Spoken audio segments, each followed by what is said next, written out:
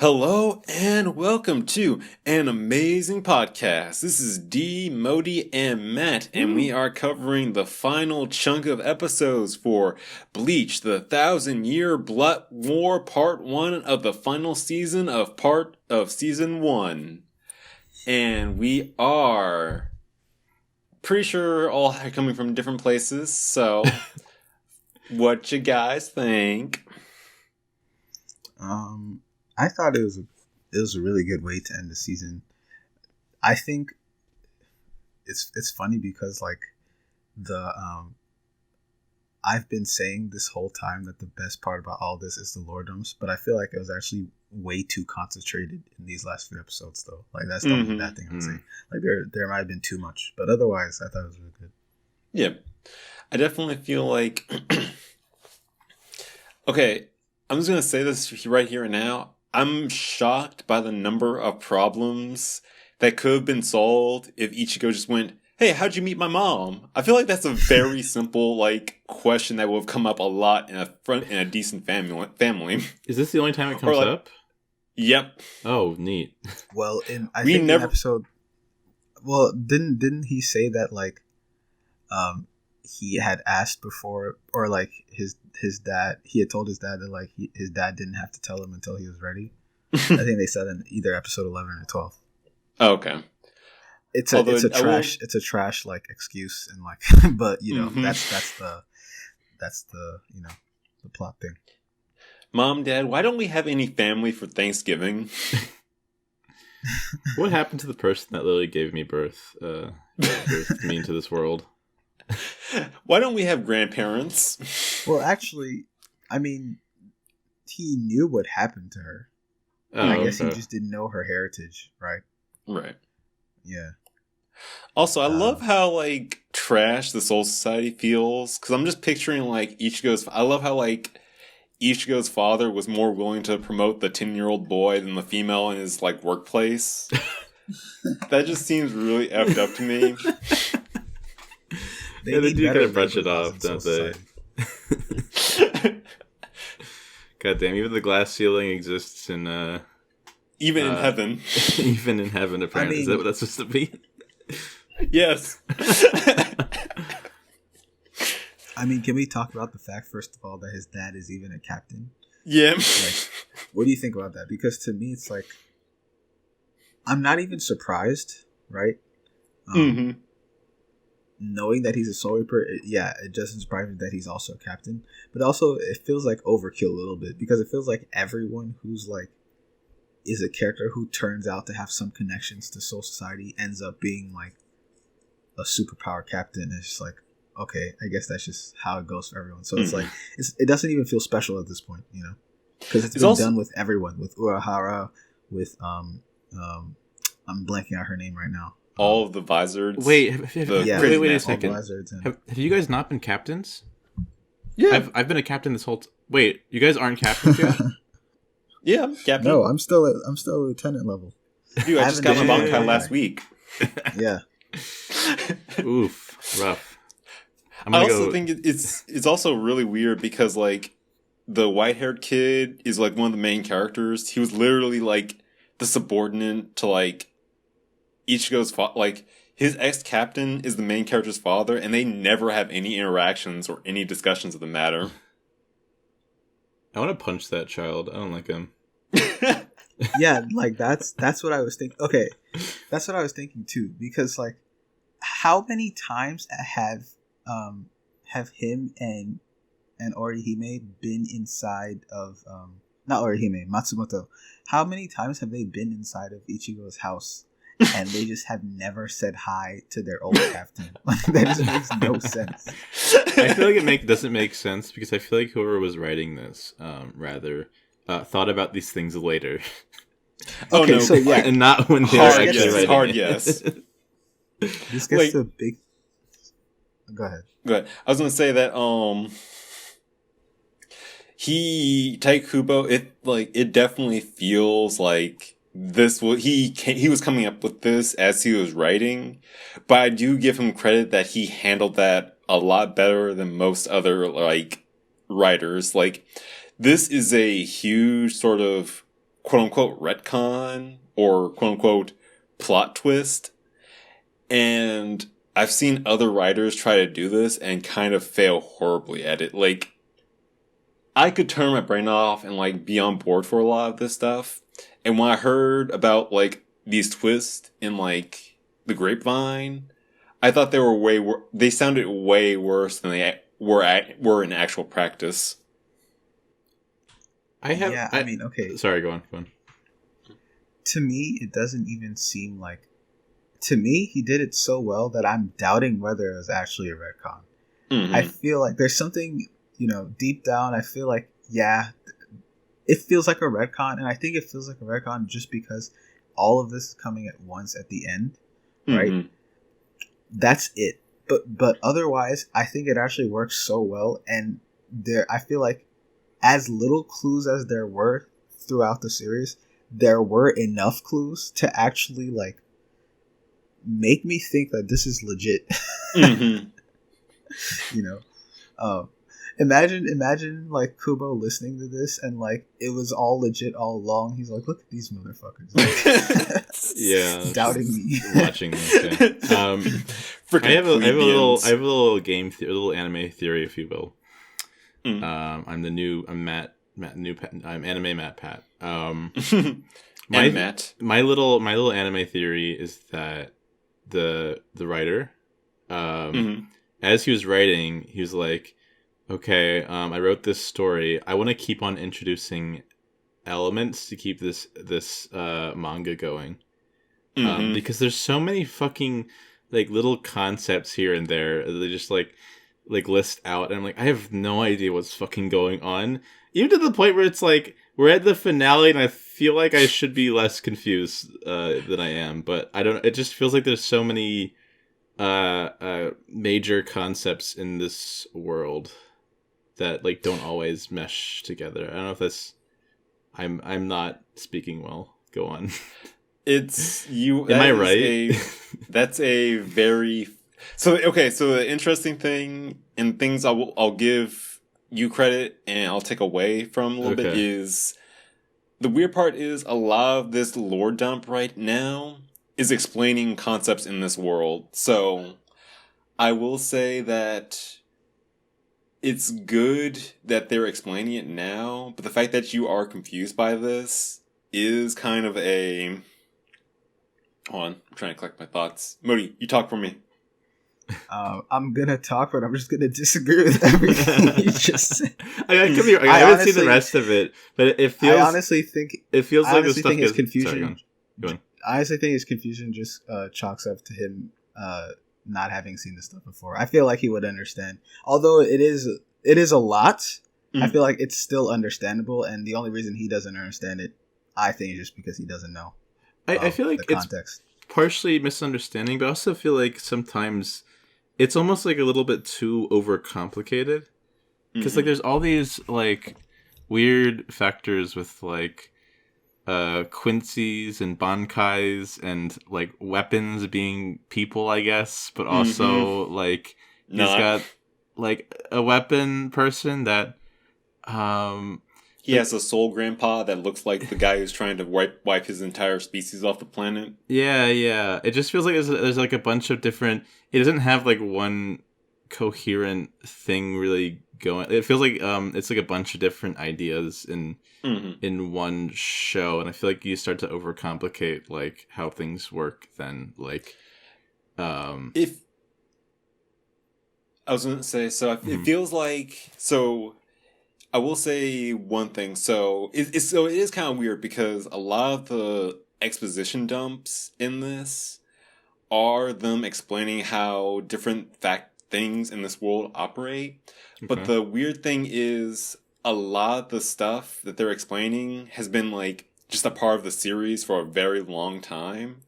And I will say that I feel like a lot of this stuff should have been spread out throughout the season in bits and pieces. But the other thing is a lot of the stuff that is introduced in that previous 360 episodes weren't as complicated as all of this. It's literally just before it was just, okay, hollows are big monsters that eat people and I forgot about hollows, yeah. curse souls. And then we're soul reapers and we fight them. And we have magic swords that power up and do all this crazy stuff.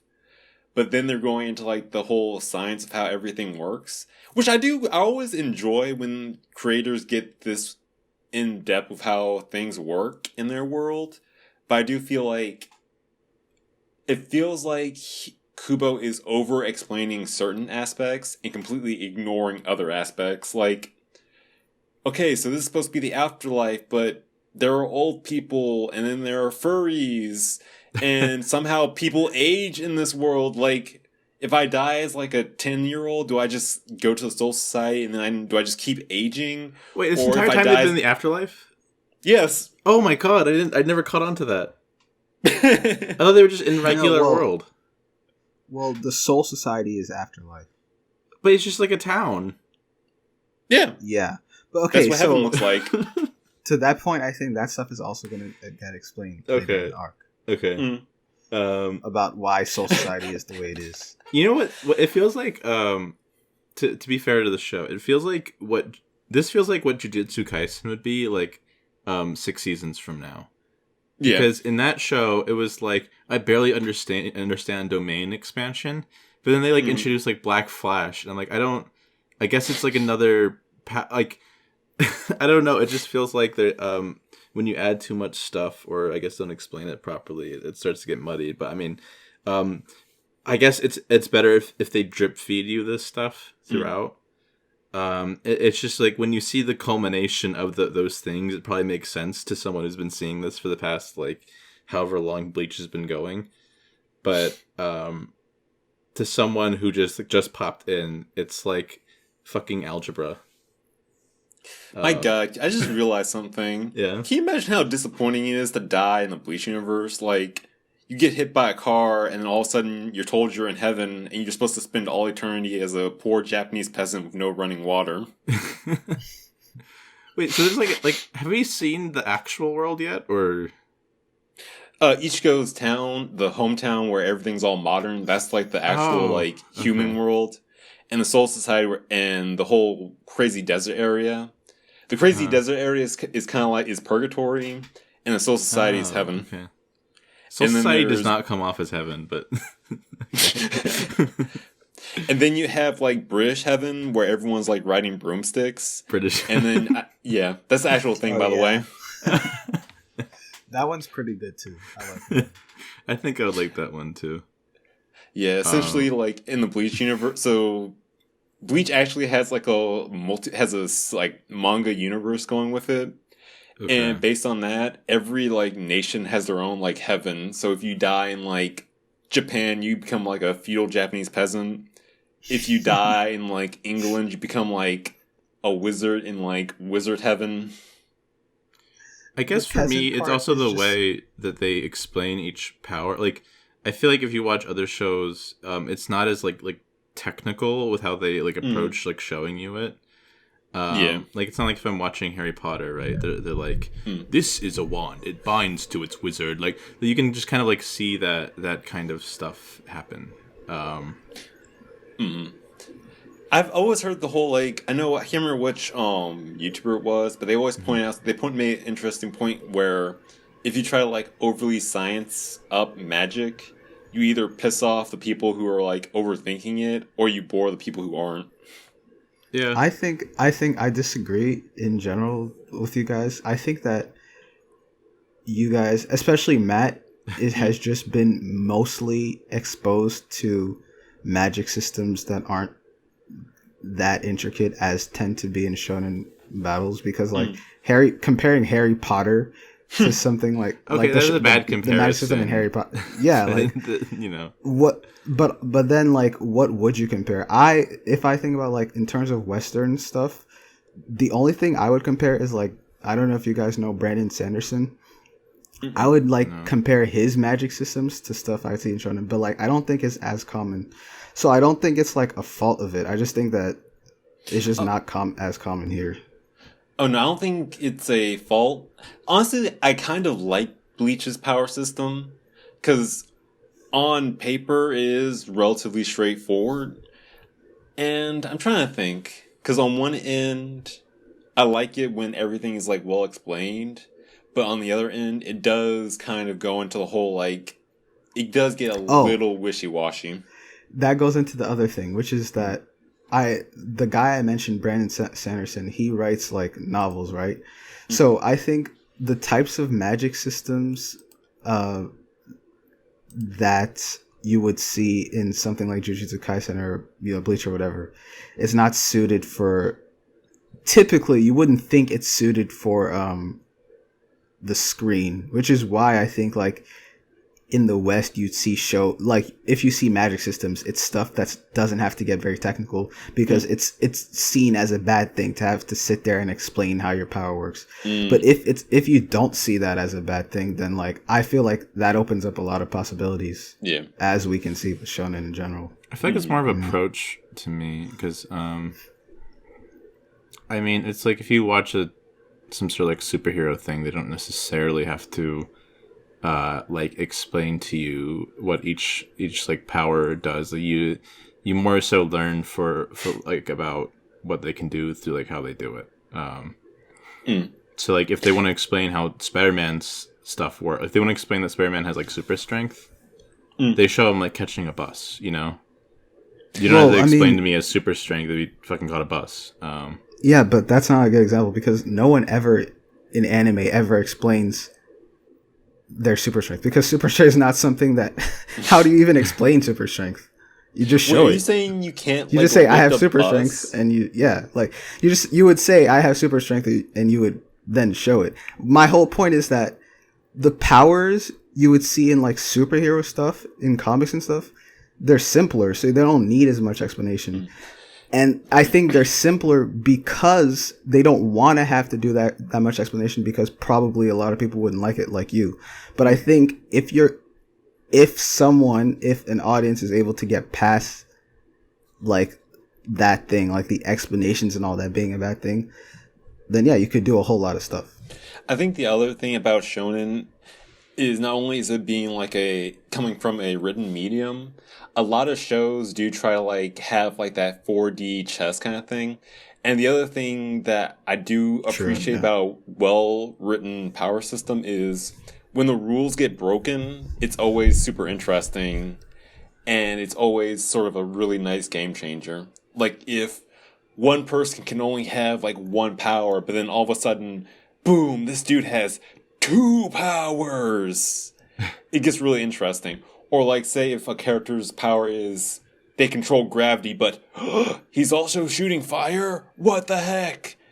So like having a really like well thought out power system can add a lot of really interesting stuff to the combat.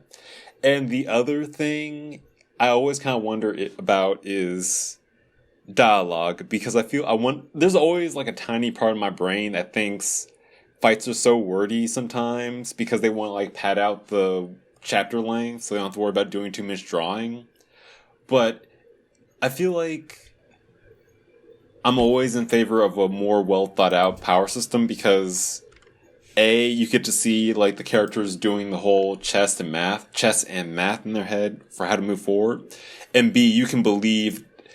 It doesn't feel like magic. It feels like something you can understand, conceive, and get the rules of. Also, I just thought of something relating back to what I said a few episodes ago about how the way the magic systems work. I think part of the reason they work that way also in shonen is because, let's say if we compare like Jujutsu Kaisen to a Western superhero story, I don't know, I'll say Batman or something like that. I was about to say Dragon Ball Z. Oh yeah, let's do Dragon Ball Z versus Batman or Superman, right? Dragon Ball Z is literally like, as a battle series, it's all about the competition, which is why I think it makes sense to have such a hard magic system well, Dragon Ball Z is a bad example for this because it actually doesn't. But let's go back to using something like Jujutsu Kaisen, right?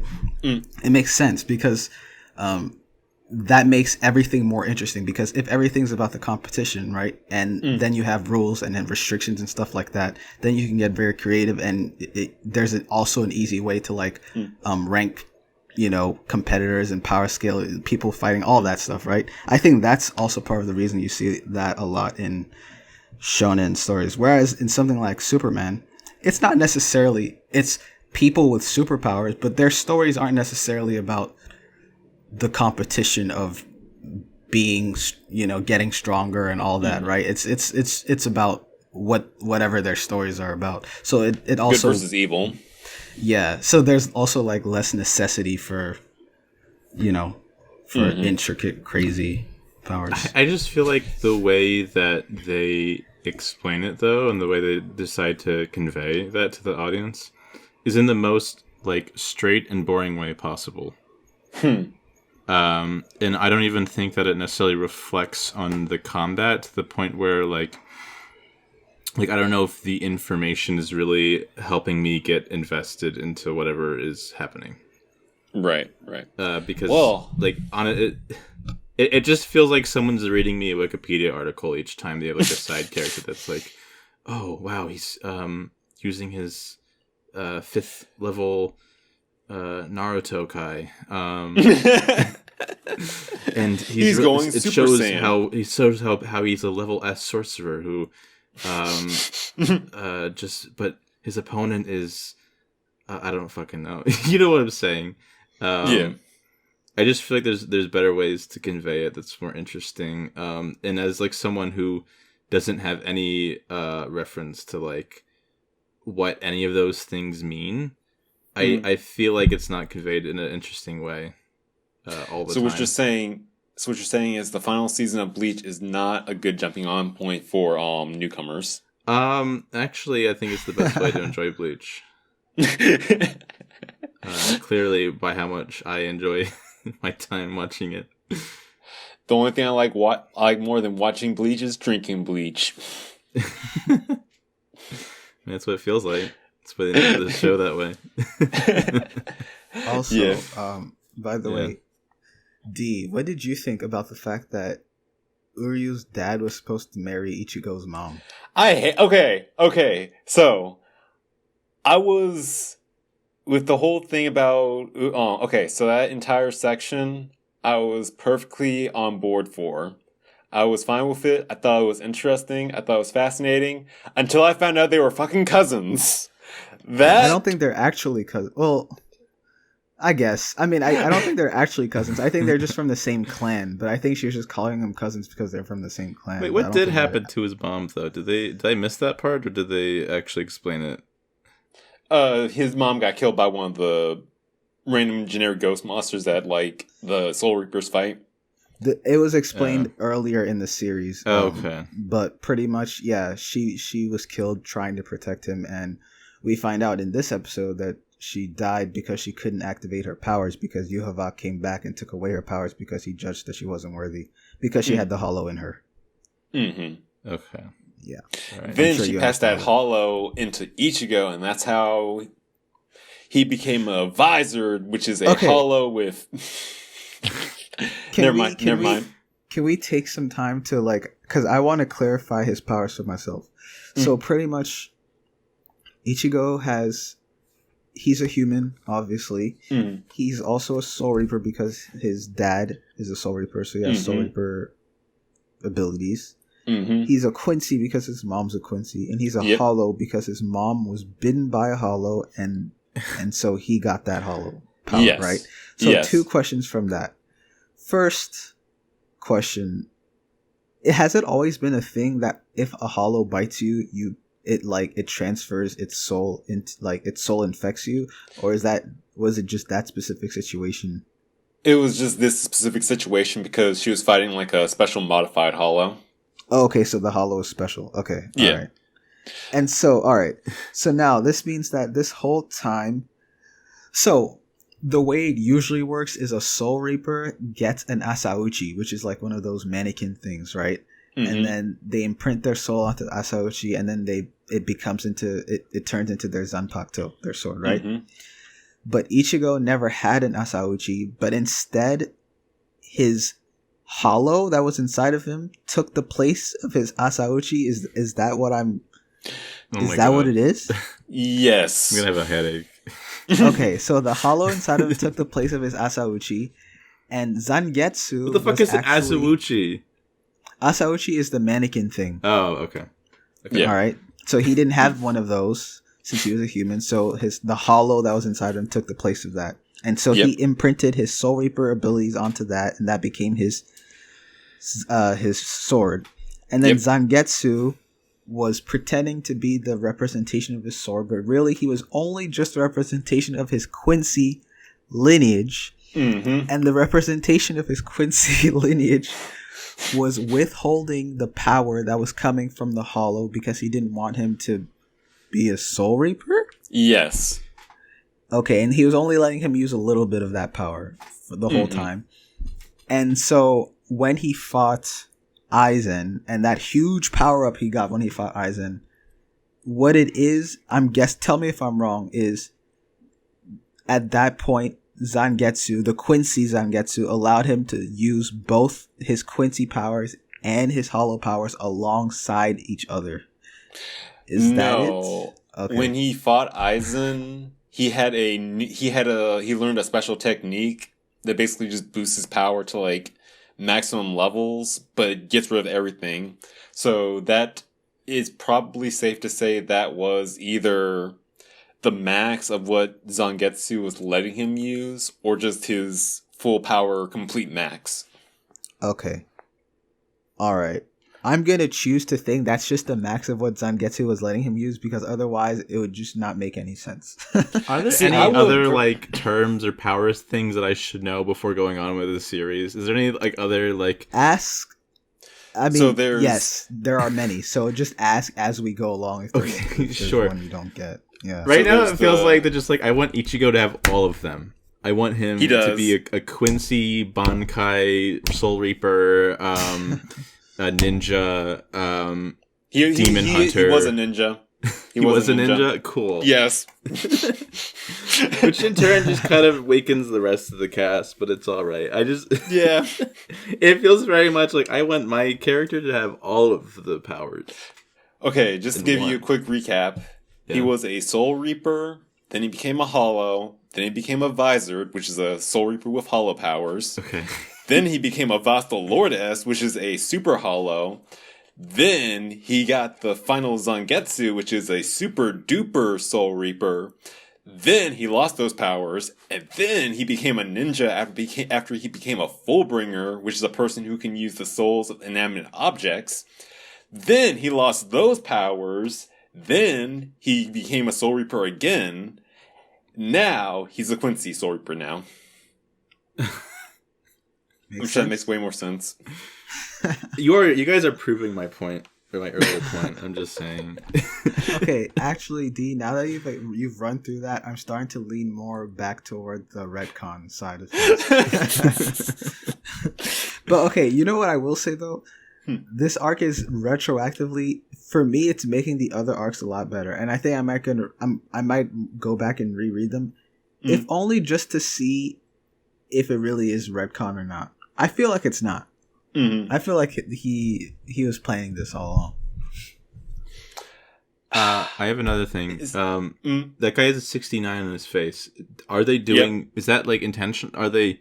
Is there some other bullshit reason, or is that just like he's just really good at certain sex positions? So both, because A is 69 and B is also the yin yang symbol. Maybe we could do that. Short. Open your mind. Think deep. Oh my god! I can't wait to see what his Bankai is going to be. He's just he's gonna get real friendly with the opponent.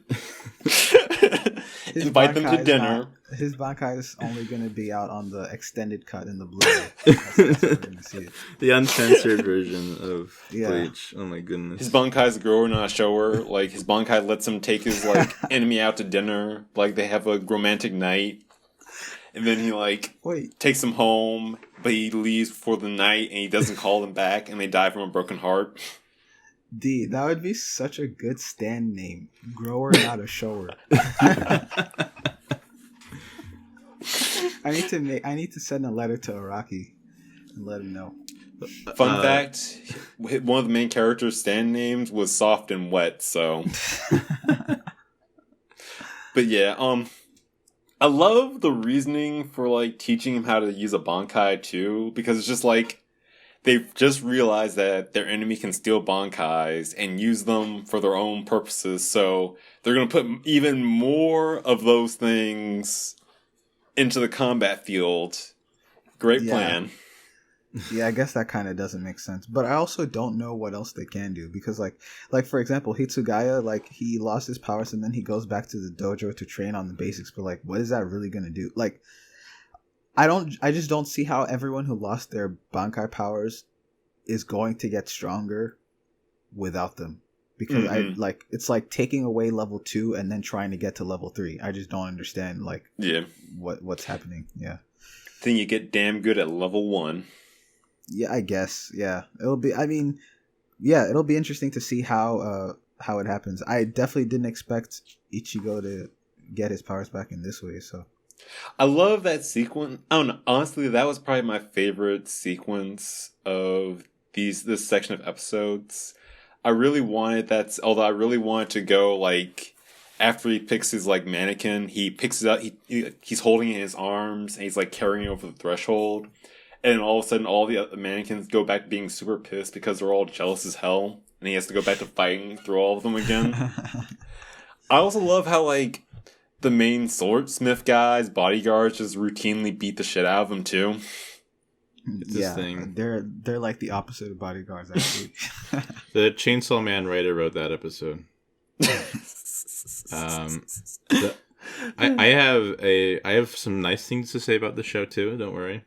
I thought the whole mom thing, I have problems with it, but I mean, it was also kind of like cute. Like, I don't know. It was like I don't think it was anything like super interesting, but it was just like kind of a nice little love thing, I guess. This is a story about how your mom almost married her cousin. Exactly. Very, very nice.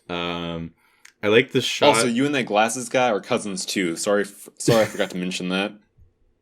Also, there is actually some cool like cinematography in this show, or like cool directive decisions. Like I like the whole the maid holding the umbrella, and you see like the rain like on the outside, and you see like it makes splashes of water like blow her, but then you see like tears falling down inside like the umbrella circle.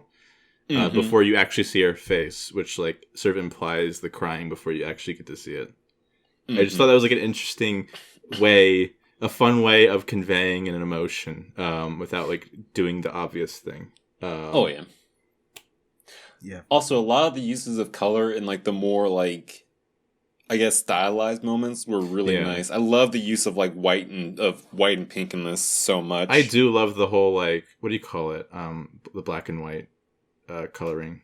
What do you normally call that? There's a term for whatever. I like the black and white. Yeah, monochrome.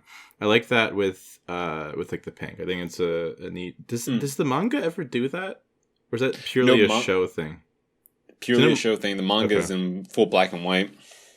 All right, it would be cool if the manga, because I know manga are normally in black and white, but if it was like, but whoa, there's pink sometimes, it would have been interesting for the manga. But I mean, I think it's cool here. Also, I like it when the guy said, "Let's party time." I know, right? Yeah. Listen, English is awesome when they speak English.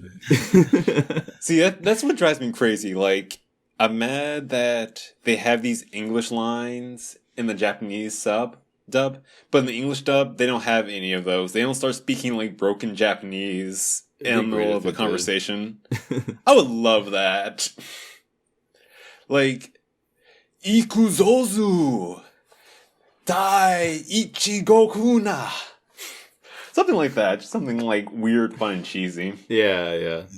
It's fun. I like it.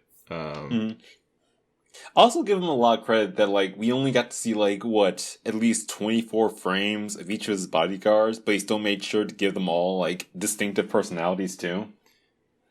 I like the bold choice of them to add those 3D people training so close to the camera that we could obviously see it.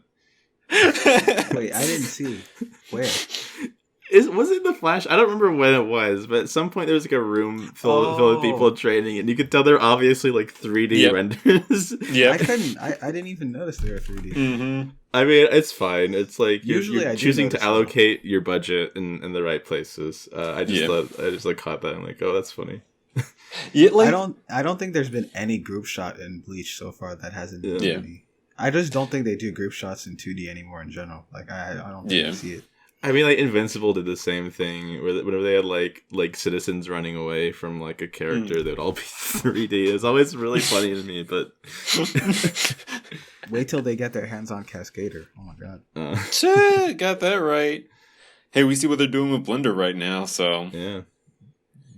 Which I will say, like, the use of CG in this isn't the worst, even though it does. I can't tell if it stands out to me because I look at this stuff all the time, or if it's just, like, it isn't, like, 100% there yet. Because, like, if you're watching Chainsaw Man, the CG is really well implemented, where I do question, like, is that 3D? Is that 3D? Yeah. Is that 3D?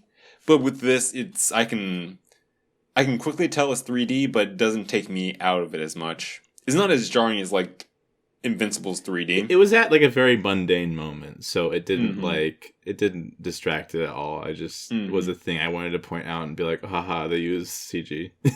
Whoa! How dare you call the beginning of Hitsugaya's tremendous training arc mundane? That's just so disrespectful. I hate that. Okay, that's going to lead to a bigger point. Way, oh, sorry. You go on first. All right, yeah. I just want to make one note about Hitsugaya. For all the Hitsugaya fans out there, I know you guys are all with me when I say I hope he can please get a W in this arc, because this whole entire series, this character has just been made to look like the coolest character ever, aside from Ichigo himself, only to fall short every single time. So I really hope in this last arc it does not happen, because he gets one really good hero moment. Yeah. Because I'm a Hitsugaya fan, and I'm like, it's a good thing we're not in the same room, because I probably would have strangled Matt by now. Wait, which one's Hitsugaya? I just want to make sure I'm the right person. Which one's Hitsugaya? He's the white-haired guy. He's the white-haired kid. He's the kid who walked into that dojo, the group shot we were talking about. Yeah. He sucks. I hate him. He's the guy who got promoted over his, like, adult female co-worker. Yeah. Just misogyny in heaven. It's fine. So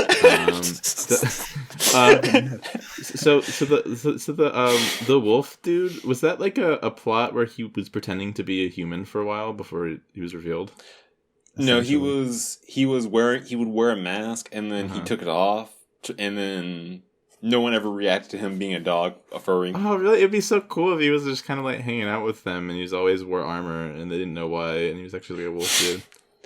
Yeah, he's always like secretly trying to chase his tail because you know what? They like throw like a stick away, right? And he goes chasing like, oh, sorry, I thought there was enemies out here. I have to say, out of all the mysteries, and I mean literally all the mysteries in Bleach, honestly, this one is the biggest one for me that I want answered the most, because why the hell are there just dogs in Soul Society? Why is there a dog clan just running around? I thought this was well established. I thought this was well established. No, it's not, Matt. It's not established at all. I'm so confused. Listen. So confused. This is how it works. If you're a human and you die, you become a Japanese peasant. If you're a dog and you die, you become a jacked werewolf. It's so obvious. No, if you're furry and you die, you become a werewolf, man. Honestly, I'd be completely satisfied with the explanation of Kubo just really likes dogs and wants to believe that there's a dog heaven. I would be completely fine with that. That's perfectly fine with me. Hey, all dogs do go to heaven, so you know, and they get jacked. Yeah, and they become soul reapers. Yeah. They could become insanely fuckable. Sorry, go on.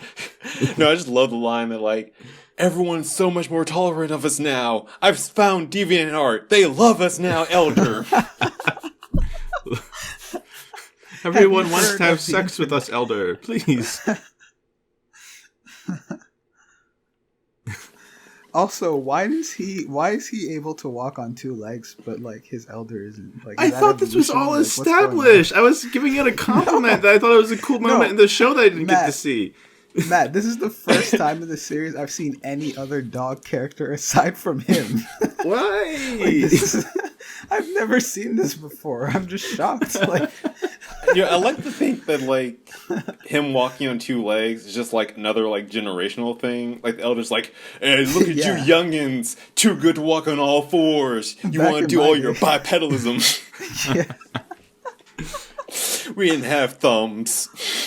Oh, that's so random, man. Like, out of all the things. Honestly, I kind of wish they didn't expand upon that. I just like the idea that there just has to be there happened to be this one furry that no one calls out on. The more I talk about it, the more I think I actually want it to just remain unexplained too. I thought it was like an Funny Egyptian god scenario where they're just like people with like animal heads sometimes in this world. Because like why not? But apparently not. Oh my god! Fun fact: there are also some Soul Reapers can turn into animals. Like some human Soul Reapers can turn into animals. I really do hope we get explanation on this stuff. I mean, just in general. Maybe not specifically the dog stuff, but yeah. It's so funny because like we never see like anyone be like, "Oh my god, he's a dog." Everyone like sees him and they're just like, "Oh yeah, he has his mask off." And it's just That's like, what I thought that's why he was makes- wearing. I thought because he No. said he was disguised for a while, so I thought that was the reason why. Because he didn't want to get discriminated against. That's That was the exactly reason. That's what makes it even more funny because like there wasn't even really. I mean, what discrimination did he really experience? Like, or maybe I'm forgetting the backstory actually because it's been a while. I may have just forgotten. I just love the idea of like him trying so hard to hide his like race from everyone, but everyone in the Soul Society just obviously knows. Yeah, It's dude, like, oh yeah, obviously dude, a wolf. we knew. Yeah. What do you mean we discriminate? We just haven't seen wolves before, dude. You're like, I don't fucking know. They all take off their human masks, and everyone's actually a wolf person.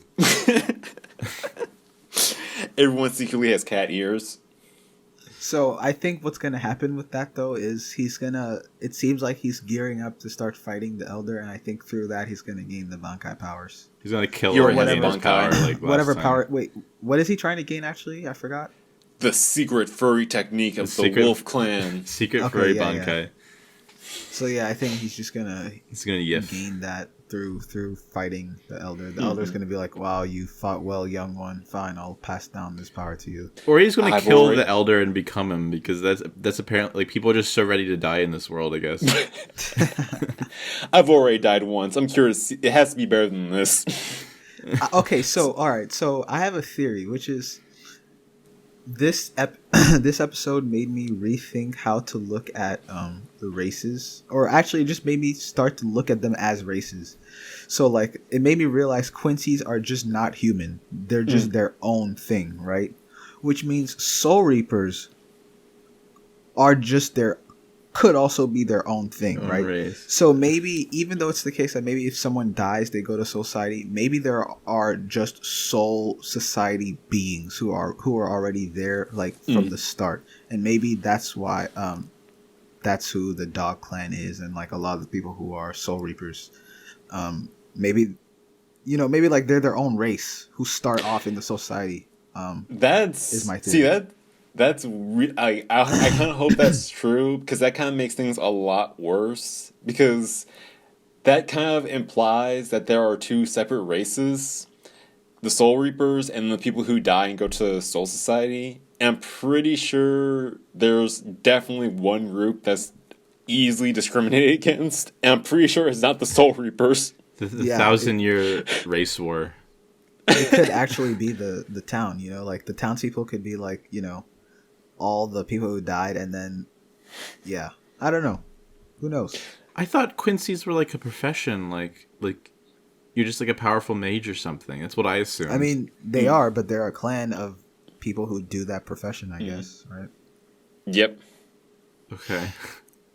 Wait, okay, so D, are you then saying that Quincy's are discriminated more in this universe? I mean, they got wiped out, so... So we're... Okay, now we have, like, a plot that's about a group of people that were wiped out due to their race that are trying to fight back against their oppressors, and they're also the bad guys now, I guess. Wait, why are they the oppressors? And why are they wiped out due to their race? Well, I thought, didn't you say the Soul Reapers wiped them out? So basically, it's going to get even more complicated. Okay. Because most race wars are.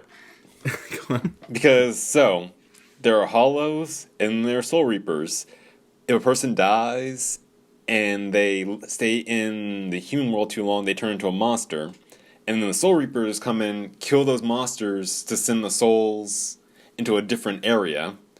The Quincy's, when they kill the monsters, the soul just gets wiped out, vaporized, gone to nothingness.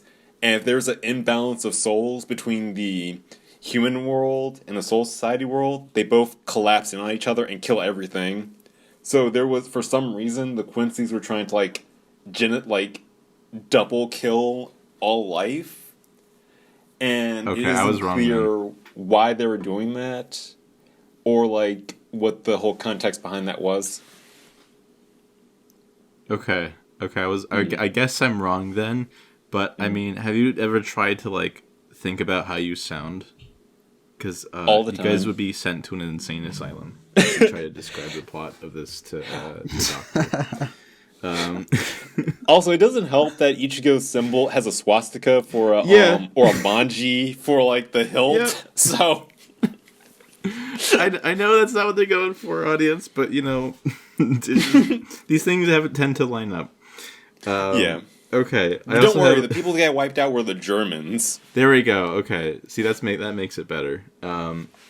Listen, if you're German and you die, you become a Quincy, and then you get instantly killed again by a Soul Reaper. Let's make this YouTube advertiser friendly now.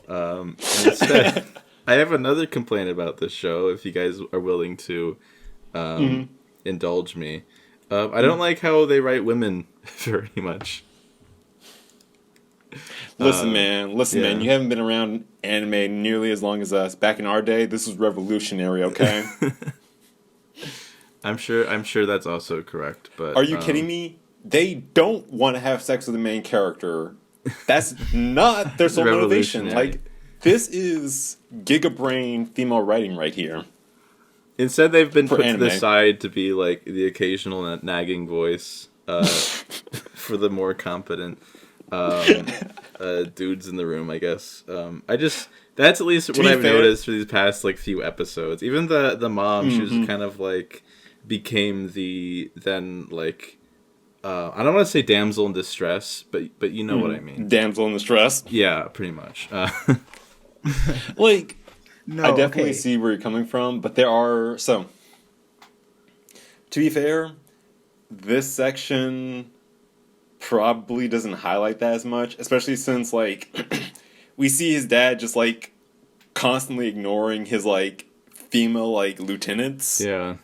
And everything else, but a lot of the character, there are a lot of one thing I do give Bleach a lot of credit for is it does have a really huge female cast of characters, and they do tend to serve different roles. Sometimes they're Monster of the Week, sometimes they're the mentor, sometimes they're the rival character, sometimes they're the exposition dump, sometimes they get fridged. So I give it a good spectrum. It just right now in the show, there's not really any main in the sort of the main cast that we're following, at least, because even the main female character, I've not seen her since in 5 episodes or so. I don't know.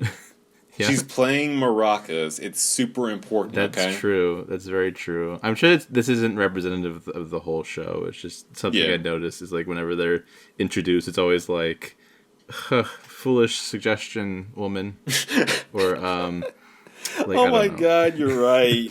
You're freaking right. Yeah. Yeah, you are. Hey, that's why we have to do better, okay? And the one person from the Soul Society that we saw, her profession was cooking food for the dudes. Anyways. Yeah. No, I mean it's not. I Hey, think I hey, think there's definitely anime that are worse, and hey, that's um, short-haired. What about the short-haired lady who was doing like handstands in the mountains? Okay, that that's was pretty cool. important. But she's still treated as like an annoyance to the main cast, who's always like hot-headed and emotional.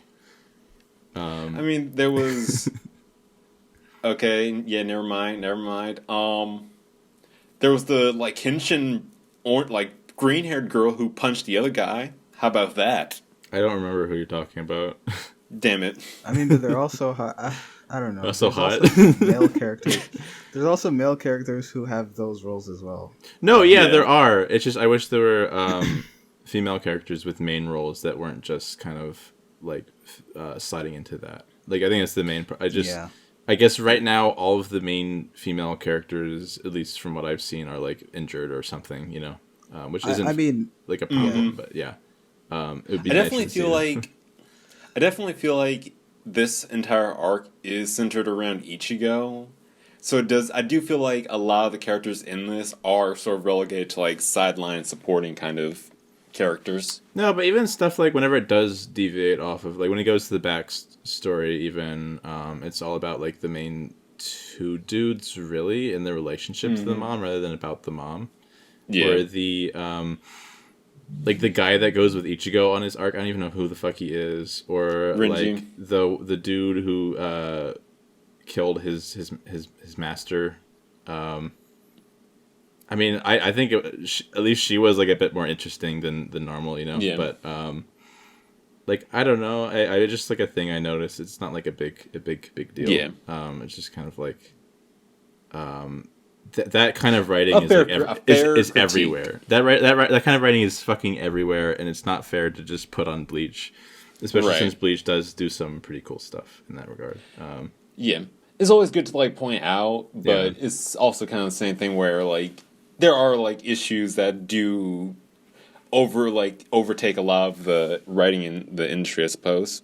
Yeah, and a show like Chainsaw Man and Jujutsu Kaisen I feel like are better with it, even though they have like other issues. Like I mean, you're gonna find issues in every fucking show. I definitely feel like a lot of modern because that is a definite issue. Like I was only half joking about that, but like Yeah, that has been an issue with a lot of shonen series in the past, and it is nice that you can constantly see it getting slowly better and better. Like in Dragon Ball Z, all the female characters are either like support or cooks. Then you go into like Naruto where they can actually fight, but they don't like contribute that much to the Anything to the plot. plot, And then you yeah. have like One Piece and Bleach where they do serve active roles and they do have their own hero moments. And then you Yeah. have stuff like My Hero, Jujutsu Kaisen, Chainsaw Man, where they also are like their personalities are as big as the main like protagonist characters. My Hero's not always great about it, but yeah. Yeah, Mineta. God. Yeah, I mean, it's like obviously. I mean, it's always just like an issue when you have like an industry that's kind of dominated by like only men. I mean, you get to that tends to be because like guys are going to definitely be a lot better at writing guys because that's just kind of Yeah. the experience they come from. So this isn't like necessarily a shot against It's funny. Bleach. I It's just remember- that thing I noticed. So I know you haven't seen Naruto yet, but I Yeah. love one of the best critiques against the writing was the like writer of Naruto writes female characters really well when he's not writing them as female characters. Like whenever he's like trying to write a character as like a female character, he kind of flounders at it. But when he's just writing them as a character with their own like goals and motivations and stuff, he actually does a pretty solid job. Well, of that's it. how you're supposed to do it because believe Yes. it or not, women are just like people. They're just people. You don't have to like do anything like special. Just write women how you normally would write men, and then you're like fucking fine. Listen. Women are just men who can make tiny men come out of their bodies. Okay, wake up, people. Yeah, I mean maybe not even all the time, but yeah.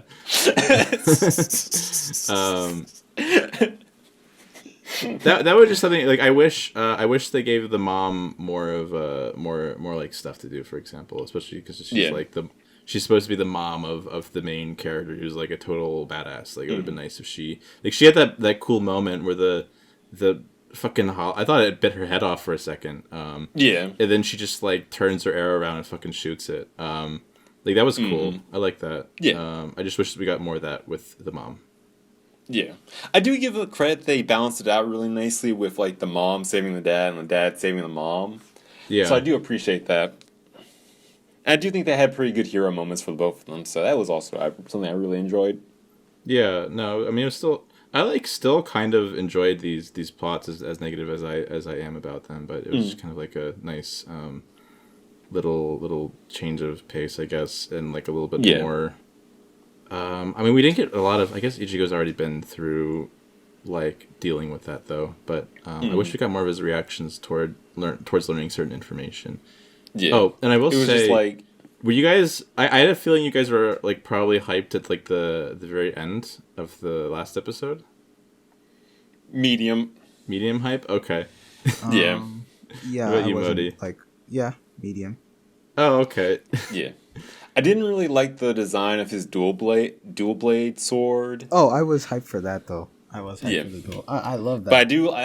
But I'm interested and motivated to keep watching it. But I wouldn't say like I can't wait till like next season comes out. When's it coming out? Where's it coming out?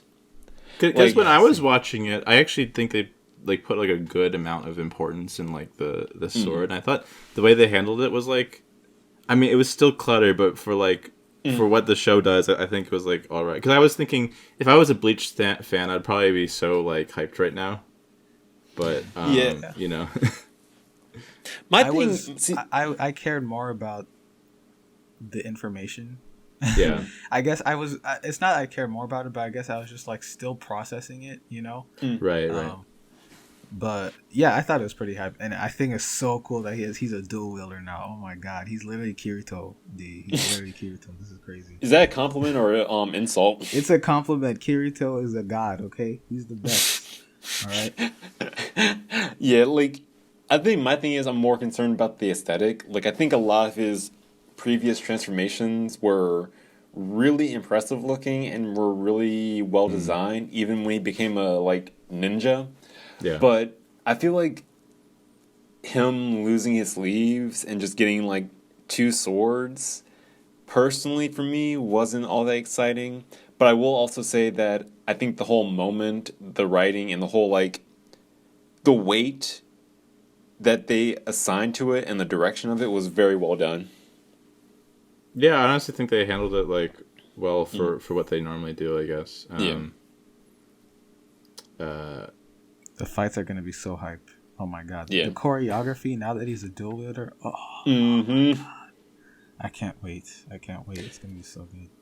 Two freaking swords, man. Two freaking swords. The two swords. Mm-hmm. And we only have to wait. I wonder what the Bankai is gonna be, because I wonder if he's gonna have two Bankai or it's gonna be one Bankai like using the two swords. That's gonna be interesting. Honestly, what I would have loved to see is instead of it just being like two swords, it's like it would be like he has his he has like the one sword, but he also has like the Quincy like arrow energy sword too.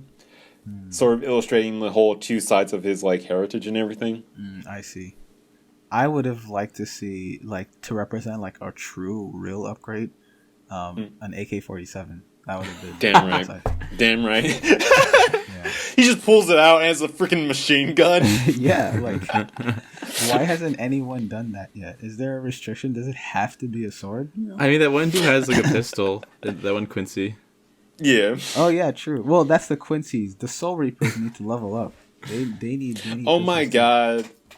Like there's this one like blacksmith in the Soul Society right now who's just figured out how to like craft guns, and then like next episode he's gonna like take the place of the like sword tanks. guy. You know, imagine if you know how everyone's like going back to their like masters and stuff to like learn the basics to train, you know, for the fight.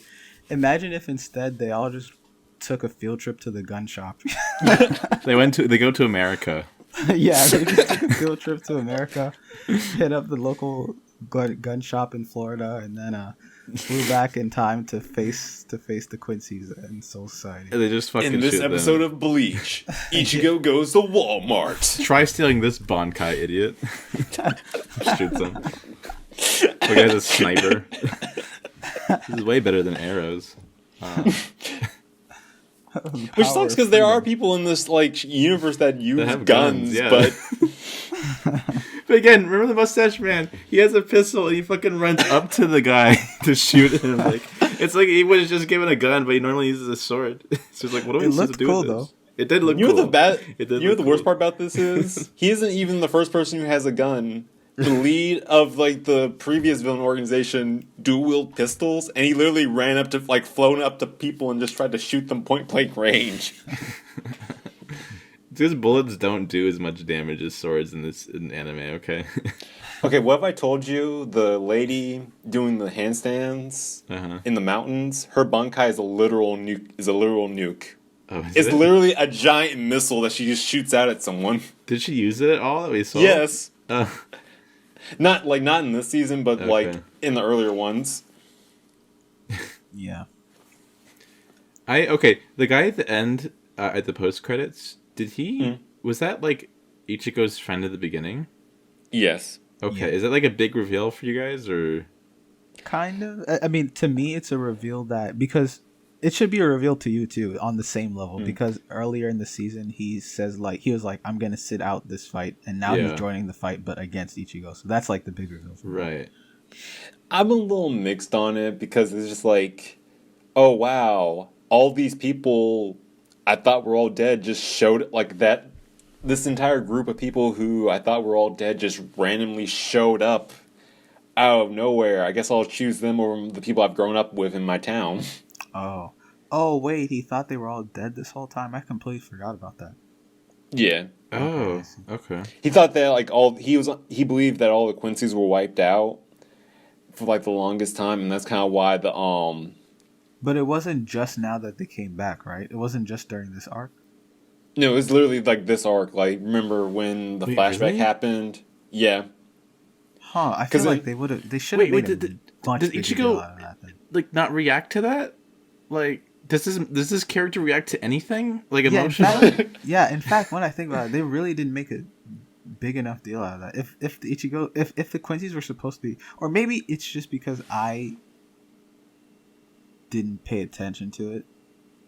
Ichigo didn't really react that wasn't really that big of a moment. Like, he shows up, tells them about how like the Quincy's were wiped out, and he just kept doing what he was doing. So Ichigo's a plank of fucking wood. That's why I don't like him. Oh, these guys helping me just committed genocide? Well, better just keep living my life. I don't have any particular like emotions towards Ichigo. Like I don't really care about him. I think I care more about some of the side characters than I do about Ichigo because I just feel like he doesn't like really have interesting reactions to things or like much going on. It almost feels like he's just kind of like it's like a fucking RPG like a powerful he feels like an RPG character, right? Like like a character I made, and I'm like, whoa, I want to see him do cool stuff, but I don't know anything about him. Or, like, don't want him to like react to things properly, I guess. But I don't know if he's always been like that in the show. Not all the time, but he is he is probably the most calmest shonen protagonist, I think. Like Modi, what do you think? Like, has he like? What do you think about Ichigo? I guess. Just in general as a character? Yeah. I mean, I think your overall opinion is right. I don't dislike him in the same way you do, but I think like the way you described him is correct. I agree. Well, I think it's not even that I dislike him. I just don't think that like I'm just not really interested in him at all. Like I'm very indifferent towards him, which makes kind of like some of the moments less impactful because I don't really have much of a connection to the protagonist. It would have been so much better to like. I think I agree with that. Yeah, I think I pretty much agree. Like, even when he's going back to his hometown, right? Like I'm guessing that was like where he was at the start of the series, where he like had a job and like other stuff. Question mark. Yes.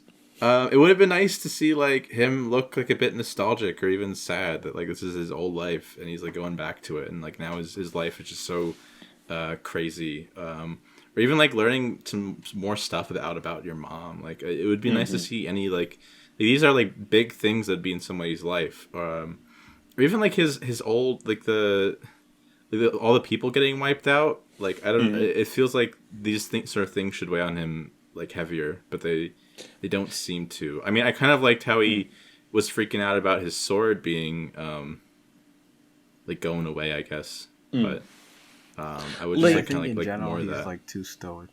Yeah.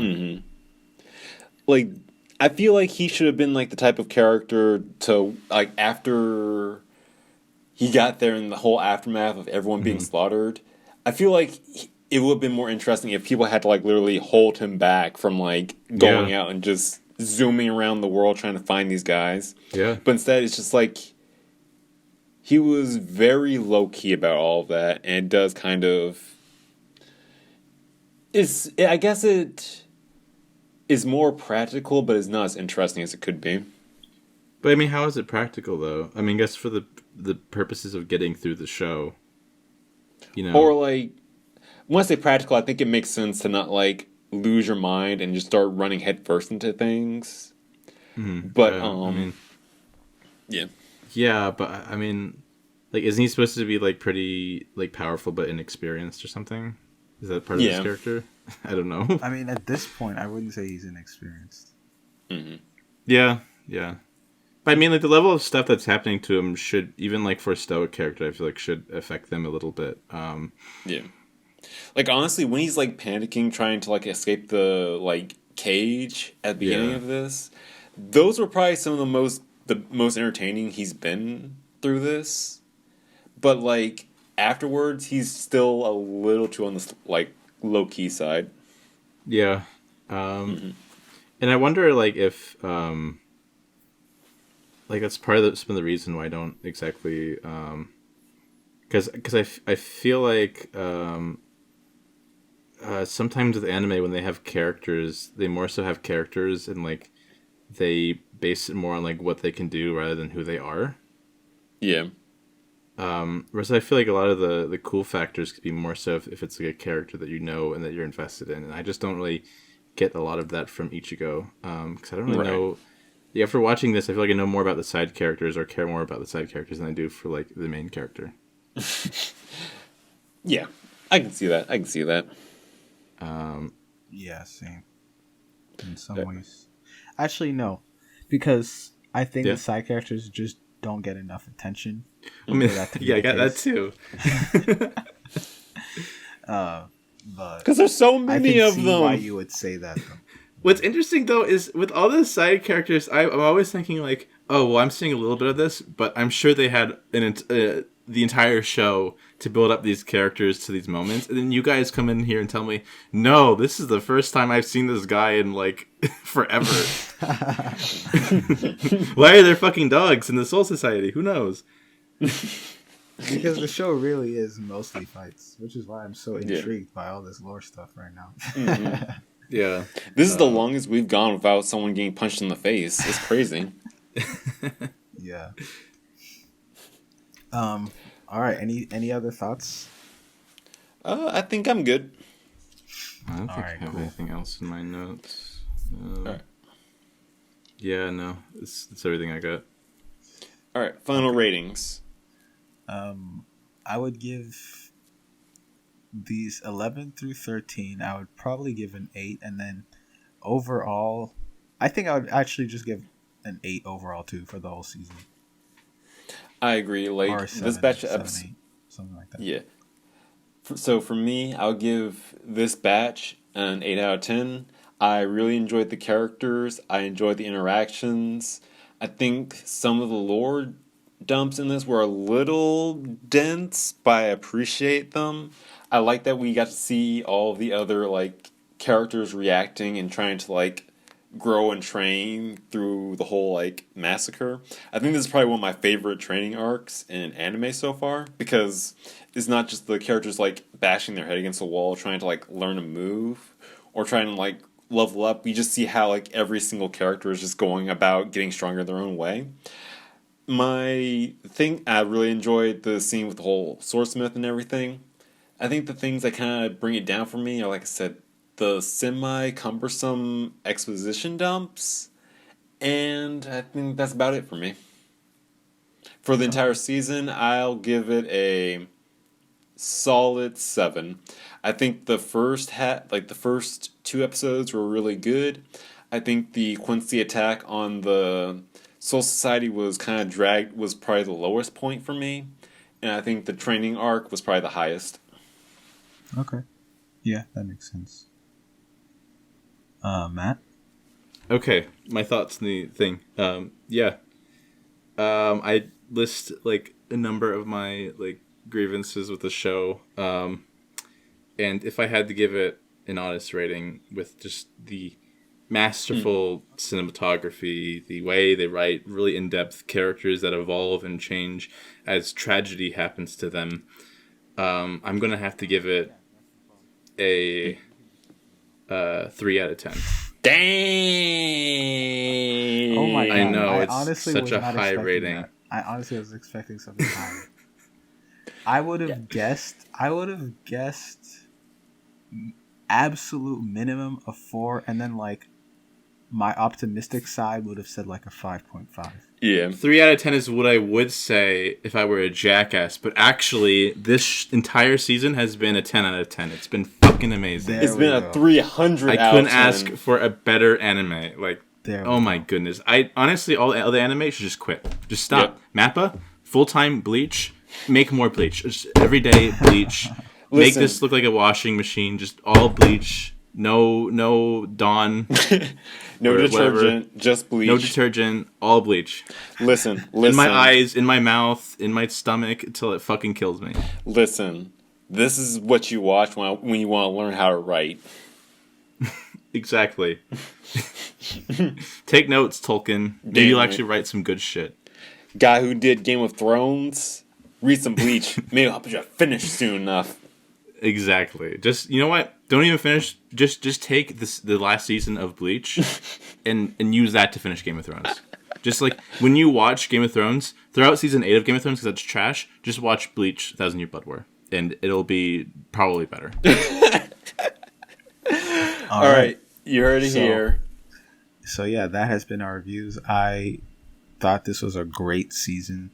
Mm-hmm. Honestly, this season actually met my expectations, which is not something I say often, especially when stuff is really hyped like this was. So I think it was really good. Episodes 11 through 13, that's been our reviews. And I think the second season is going to be in July or June. I think somewhere around there is when it starts. That's what I saw somewhere online, so I'm not sure about that. Matt's just like, oh no, that's the month my computer is going to be on fire. Sorry. I'm going to be blind that month. It's going to be on fire because I'm going to be watching Bleach. Because I poured bleach on it. That's the kind of show that this is, okay? Yeah. So that's, I guess, check us out back in July. I mean, we'll be reviewing other stuff, and we'll be doing Chainsaw Man next week. I think episodes 11 and 12 for that, unless they also do like a double episode. I guess that already came out this week, so I haven't watched it yet, so I don't know. Neither have I. Yeah. All right, so we're doing a whole another episode now. Okay, sorry, go on. Yeah, no. That's it. Bye.